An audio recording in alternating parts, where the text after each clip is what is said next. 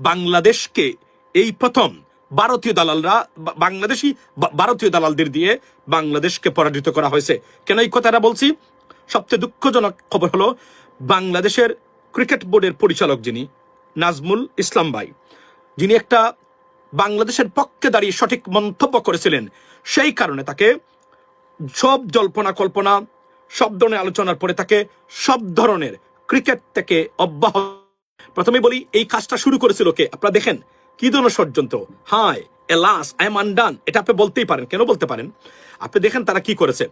এই ঘটনার সূত্রপাত কোথা থেকে, এবং এখানে বলে রাখি এই ঘটনার সম্পূর্ণ মাস্টার মাইন্ড চট্টগ্রামের আন্তর্জাতিক মানের মাফিয়া পরিবার থেকে উঠে আসা তামিম ইকবাল হারামজাদা, এই কুলাঙ্গরের বাচ্চার ষড়যন্ত্র।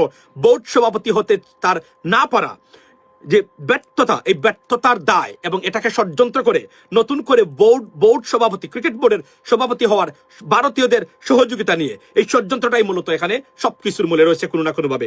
লেডিস এন্ড জেন্টলম্যান, আপনাকে বলি, এই সে তামিম ইকবাল, যে আমিনুল ইসলাম বুলবুলের মতো ব্যক্তি, আপনারা জানেন বাংলাদেশের একমাত্র ক্রিকেটার যিনি একজন রিয়েল ক্রিকেটার ছিলেন, সুনামের সাথে খেলেছেন আমিনুল ইসলাম বুলবুল।